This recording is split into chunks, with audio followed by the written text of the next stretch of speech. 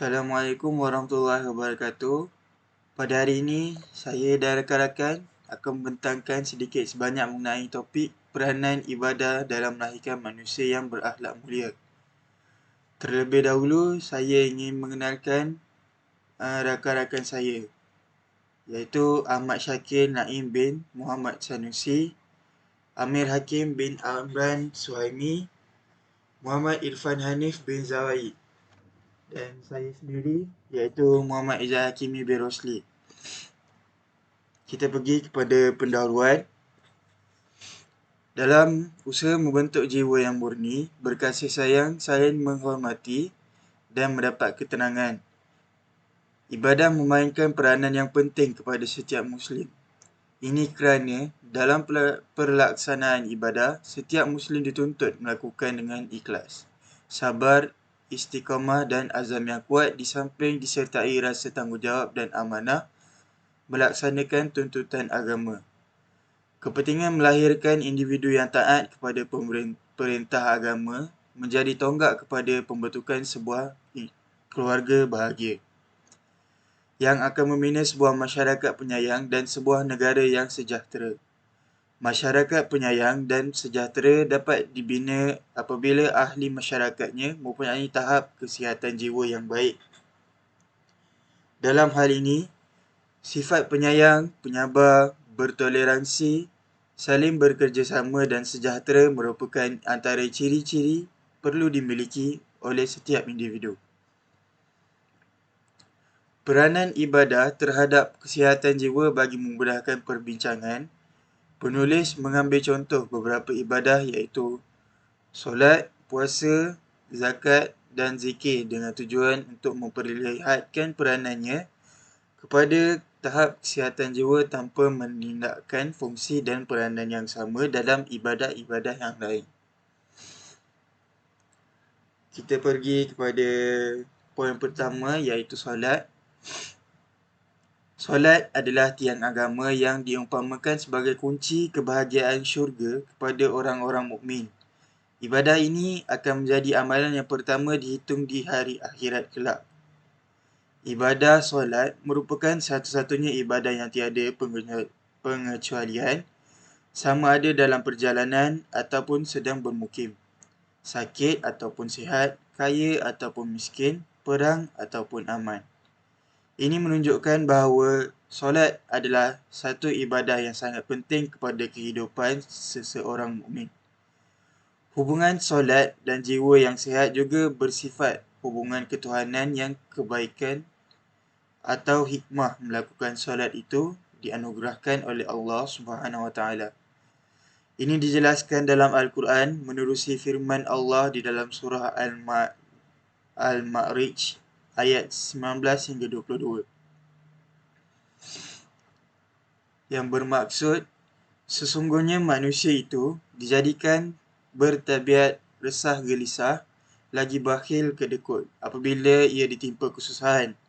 Ia sangat resah gelisah dan apabila ia beroleh kesenangan, ia sangat bakhil kedekut, kecuali orang-orang yang menggenjarakan sembahyang.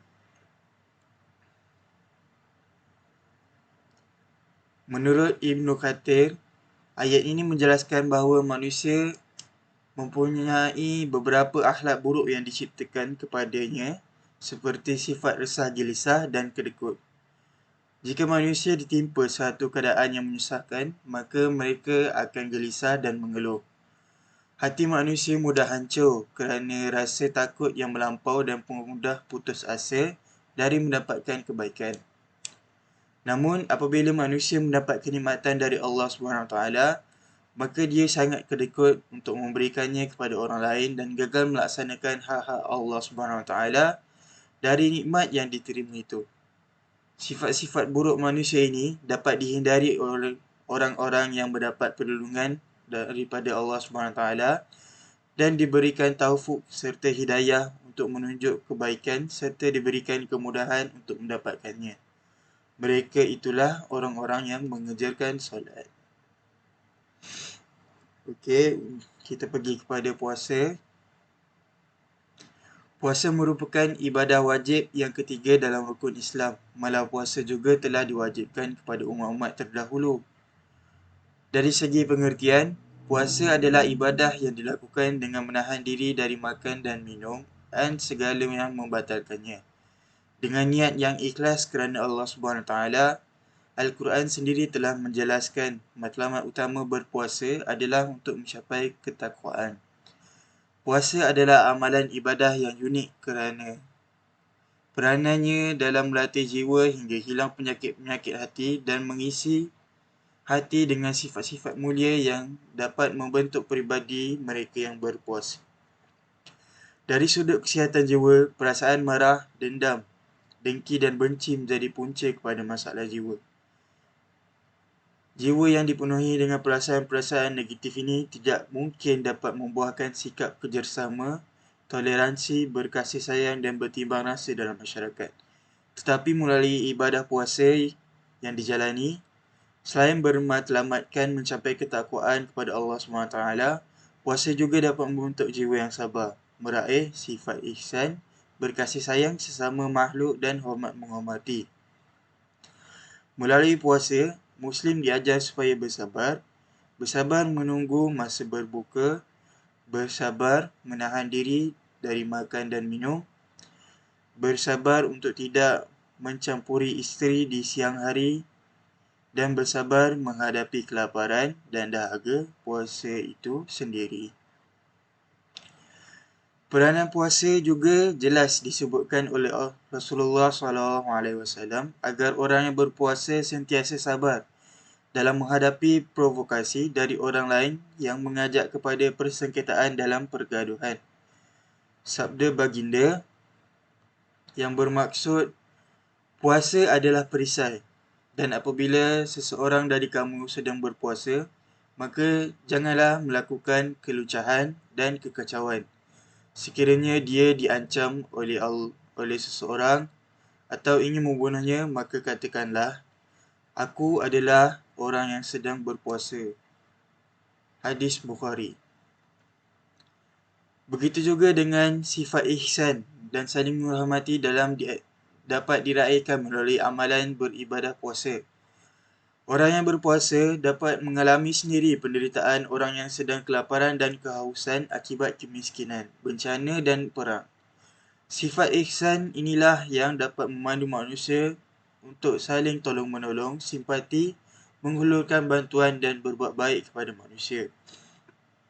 Al-Qardawi 1995 mengatakan bahawa terdapat banyak kelebihan puasa kepada orang yang berpuasa. Antaranya ialah puasa dapat menguatkan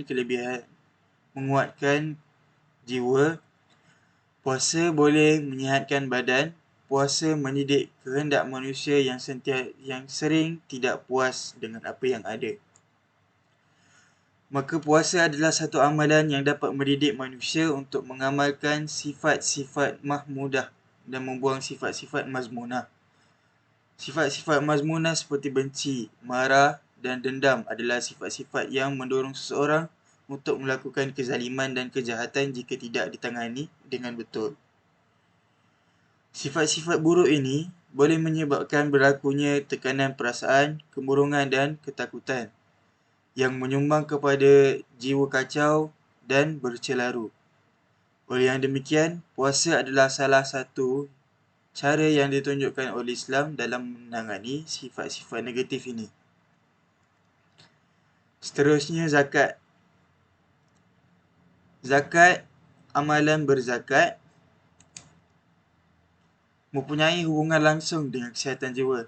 Ini dijelaskan sendiri oleh Allah SWT dalam surah Al-Taubah ayat 103 yang bermaksud, ambillah sebahagian dari harta mereka menjadi sedekah supaya dengan engkau membersihkan mereka dan mensucikan mereka dari akhlak yang buruk, dan doakanlah untuk mereka kerana sesungguhnya doamu itu menjadikan keteraman bagi mereka, dan ingatlah Allah Maha mendengar lagi Maha mengetahui.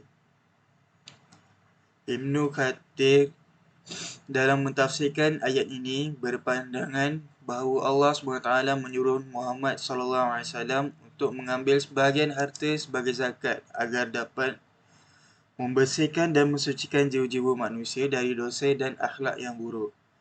Allah SWT juga menyuruh Nabi Muhammad SAW untuk mendoakan dan memohonkan keampunan bagi mereka selepas mereka menunaikan zakat. Ini kerana doa yang dipohon oleh Rasulullah SAW bagi mereka akan dibalas dengan rahmatnya dalam bentuk ketenangan dan ketenteraman jiwa.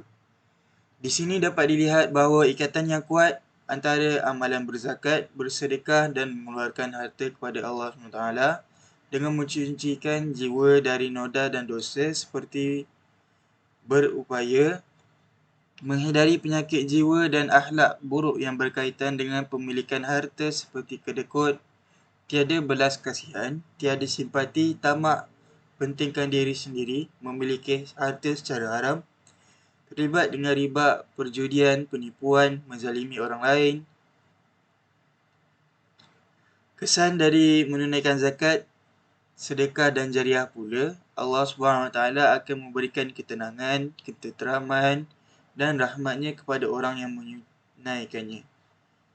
Zakat dan sedekah berupaya menjadi landasan atau mekanisme untuk menyucikan jiwa dengan dua syarat, iaitu yang pertama, amalan zakat dan sedekah ini dilakukan dengan menjauhkan diri dari perasaan riak, bangga dan mengungkit-ungkitnya semula. Kedua, menafkahkan 7 harta yang dicintai, bukan harta yang disukai, melakukannya dengan rela, bukan kerana terpaksa. Seterusnya ialah zikir. Salah satu ciri orang yang mempunyai jiwa yang sihat adalah orang yang memiliki kawalan emosi dan mampu berinteraksi baik dengan orang lain.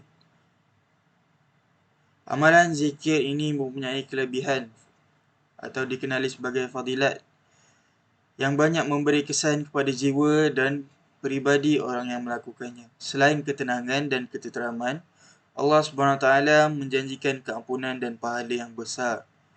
Juga Allah SWT akan mengingati orang-orang yang berzikir kepadanya. Dan zikir merupakan salah satu ciri orang yang berakal. Dalam hal ini, Al-Quran telah memberikan panduan yang sangat berguna untuk membentuk kesihatan jiwa agar mencapai ketenangan dan ketenteraman hati dan emosi melalui amalan berzikir. Allah SWT bersabda yang bermaksud, katakanlah, sesungguhnya Allah menyesatkan sesiapa yang Dia kehendaki dan memberi petunjuk kepadanya sesiapa yang bertaubat, iaitu orang-orang yang beriman dan tenang tenteram hati mereka dengan zikrullah. Ketahuilah dengan zikrullah itu tenang tenteramlah hati manusia. Surah Ar-Ra'd ayat 28. Perkataan zikrullah di dalam ayat tersebut adalah merujuk kepada Al-Quran. Ini bermakna untuk mendapatkan ketenangan dan ketenteraman hati adalah dengan mendekatkan diri dengan Al-Quran, iaitu membaca, mengkaji, merenung, memahami dan mengamalkan ajarannya adalah termasuk di dalam amalan zikrullah. Menurut Ibn Kathir, ayat ini menegaskan tentang orang yang bertaubat adalah orang yang mendapat petunjuk dari Allah SWT, iaitu orang-orang yang beriman dan orang-orang yang hatinya tenteram dengan mengingati Allah SWT. Hati yang tenteram adalah hati yang baik, bersandar kepada Allah SWT dan reda bahawa Dialah sebagai pelindung dan penolong. Hati yang tenang adalah kesan dari mengingati Allah SWT. Sesungguhnya dengan konsisten dengan melakukan ibadah zikir, ini menjadikan manusia merasakan dekat dengannya.